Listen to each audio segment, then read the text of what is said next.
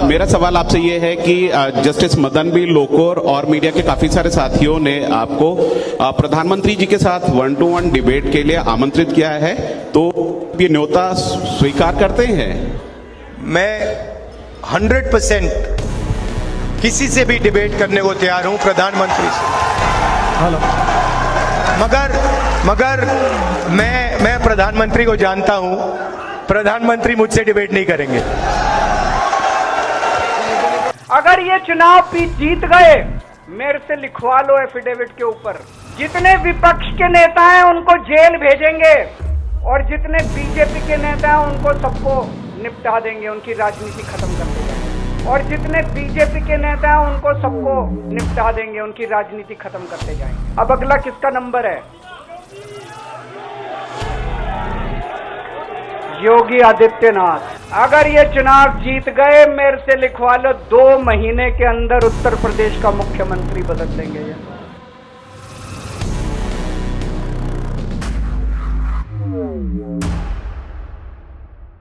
नमस्कार। तो चुनावों का वक्त चल रहा है और अब एकदम बीच का समय है।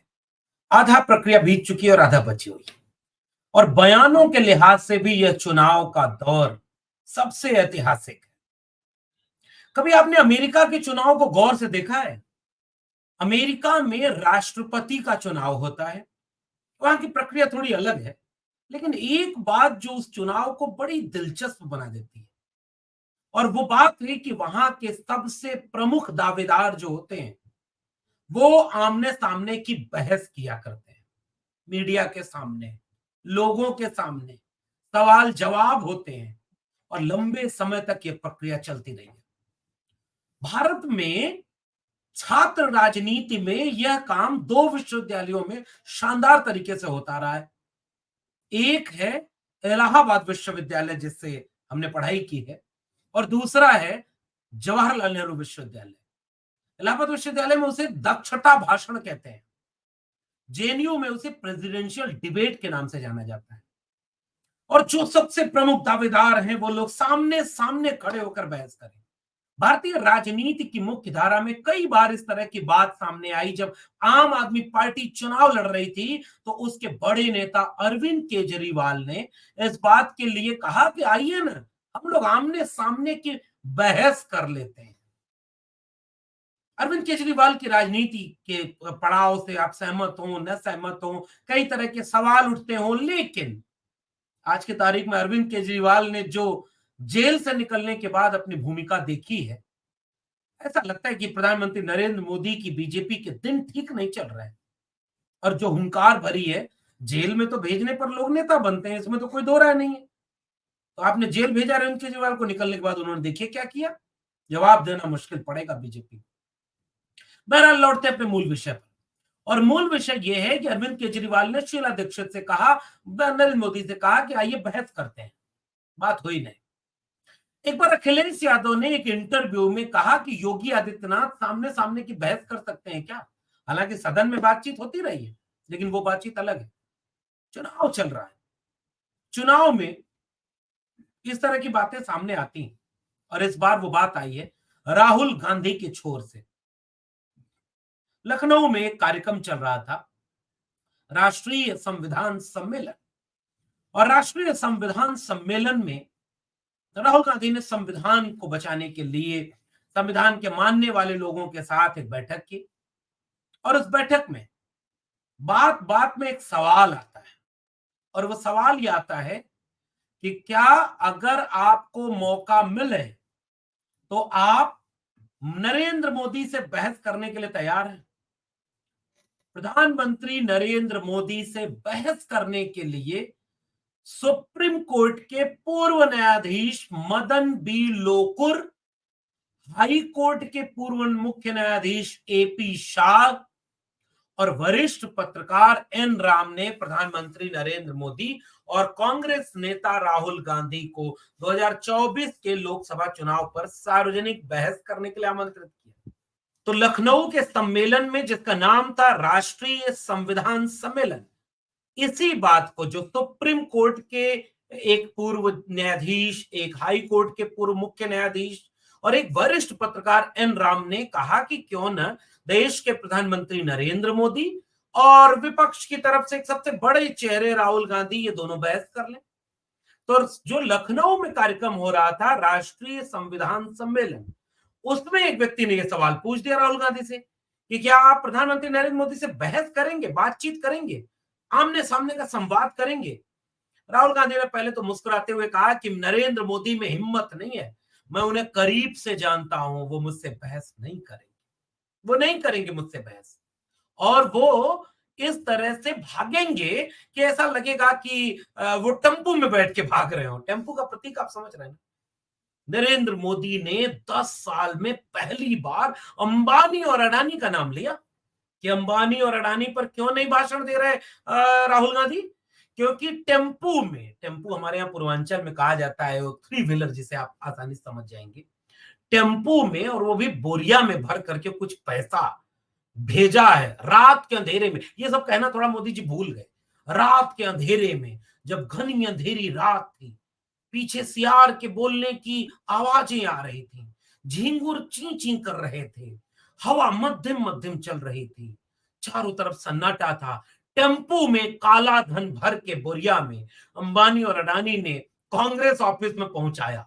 पता चला वहां राहुल गांधी नहीं है, तो जहां राहुल गांधी थे टेम्पू को वहां भेजा गया। ये प्रधानमंत्री नरेंद्र मोदी जी कहते हैं। तो ये जो बात है, इसको गजब का तंज बना दिया राहुल गांधी ने। एक तरफ प्रधानमंत्री की भाषा का स्तर गिर रहा है और दूसरी तरफ राहुल गांधी, अखिलेश यादव, तेजस्वी, इनके व्यंग का स्तर ऊंचा उठता चला जा रहा है। जैसे अखिलेश यादव पर गौर करेंगे तो उन्होंने कहा कि डबल इंजन करते थे, तो 2 इंजन में से 1 इंजन अपने आप गायब हो गया, केवल 1 इंजन है यूपी में, तो जो खटारा इंजन हो गया उसको बदल दो। अब खटारा पर कैसे कोई आपत्ति करे? चुनाव आयोग की नोटिस भी नहीं जा सकती, क्योंकि कोई पूछ देगा खटारा मतलब कौन, तो बताना पड़ेगा कि खटारा मतलब हम, तो और अपमान होगा। इसलिए वो लोग, चाहे वो लखनऊ हो चाहे दिल्ली हो, चुपचाप इन तरह के व्यंग को सुन रहे हैं। वो व्यंग को सुन रहे हैं। तेजस्वी ने तो गजब में मजा ले लिया। 4 काम इस देश में कभी नहीं हो सकता, तो बालू से पानी नहीं निकल सकता, पश्चिम से सूरज नहीं निकल सकता, एक कुछ और मजा लिया उन्होंने। फिर तीसरा काम, मोदी जी का कोई भी बयान सच साबित नहीं हो सकता। राहुल गांधी ने कहा कि मैंने बहुत करीब से देखा है, प्रधानमंत्री बहुत डरपोक है, प्रधानमंत्री बहुत कमजोर है, प्रधानमंत्री में वो हिम्मत नहीं है कि वो सामने से बहस कर ले। लेकिन अब आइए किसका जरा विश्लेषण करते हैं कि बातचीत होती तो क्या होती।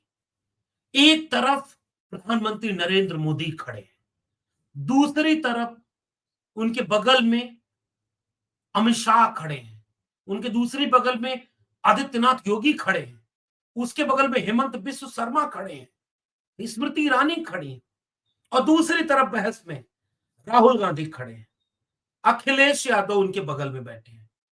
अरविंद केजरीवाल भी अब कुर्सी लगा के आ गए, क्योंकि 21 दिन की जमानत सुप्रीम कोर्ट ने दे दी है।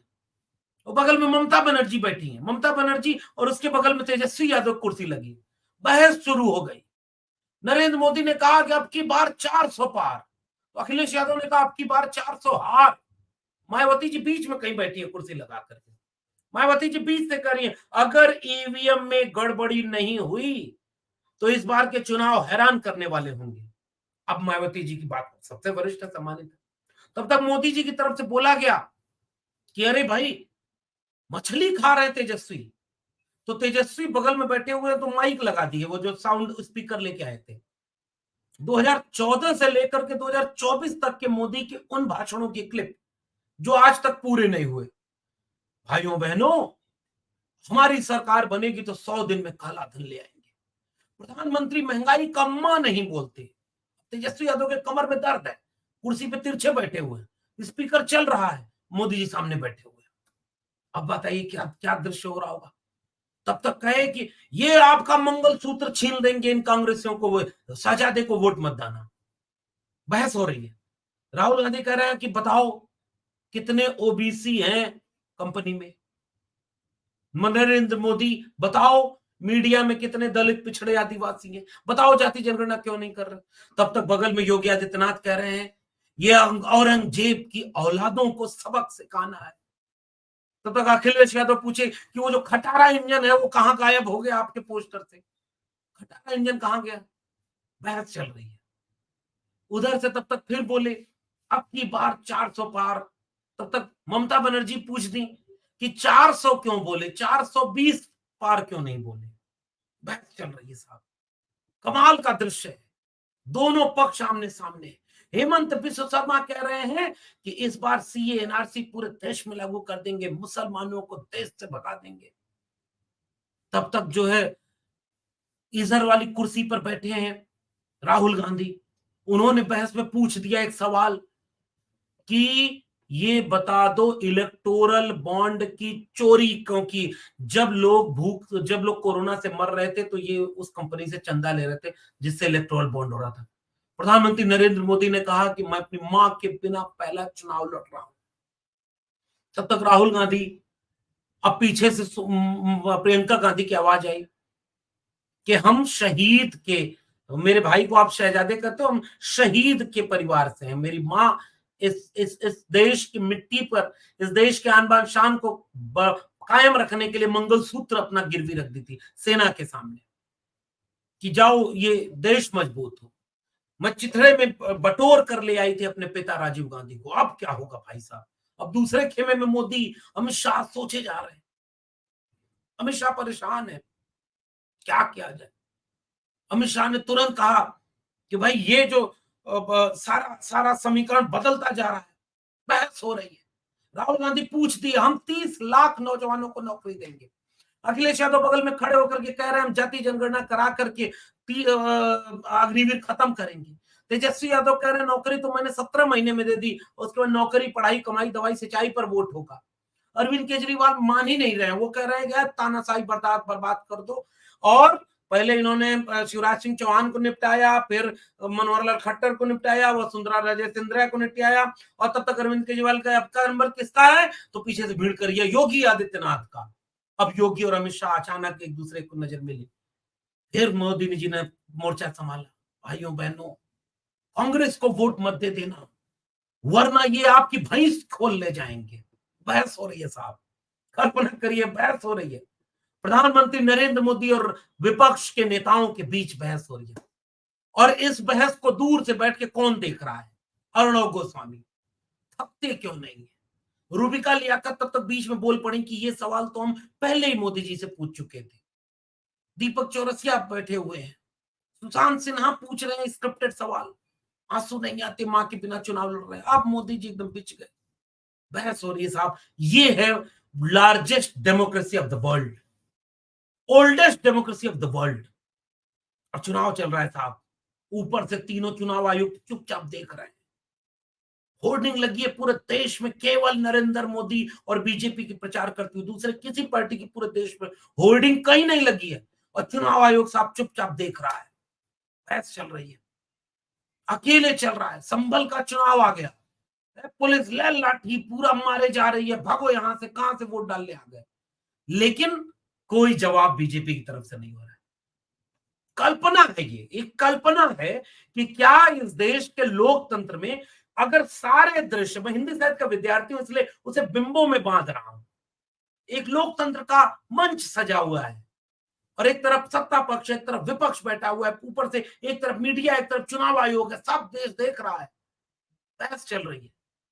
काश ये सपना नहीं हकीकत होता, सामने बात तो होती, जनता ये तो देखती कि कौन है जो मटन, मछली, मंगलसूत्र, भैंस खोल ले जाएंगे, 2 कमरा छीन ले जाएंगे, आरक्षण छीन ले जाएंगे, सब मुसलमानों को दे देंगे, ये औरंगजेब की औलादें, ये अकबर की औलादें, ये विषधर। यही सब चल रहा है साहब। एक तरफ का रेडियो ये बज रहा है और दूसरी तरफ से आवाज आ रही है पीछे से, हम आएंगे तो अग्निवीर खत्म करेंगे, हम आएंगे तो पेपर लीक रोकेंगे, हम आएंगे तो नौजवानों को 30 लाख नौकरी देंगे, हम आएंगे तो ओल्ड पेंशन देंगे, हम आएंगे तो किसानों का कर्जा माफ करेंगे, हम आएंगे तो एमएसपी की गारंटी देंगे, हम आएंगे तो महंगाई कम करने की कोशिश करेंगे। अचानक से पूरा दृश्य बदल जाता है। ये रंगमंच है साहब, राजनीति का रंगमंच। अचानक अचानक अचानक कुछ भी नहीं होता। बहुत धीरे धीरे देश बदलता है, समाज बदलता है, राजनीति बदलती है। लेकिन देश के नागरिकों को ये बहस हो या कभी ना हो कि आमने सामने की बहस हो, जो प्रधानमंत्री 10 साल में एक बार पत्रकारों के सामने प्रेस कॉन्फ्रेंस किया नहीं, उससे ये उम्मीद रखने वाले को ही नोबेल पुरस्कार दे देना चाहिए कि वो आमने सामने की बहस करेंगे विपक्षी नेताओं से।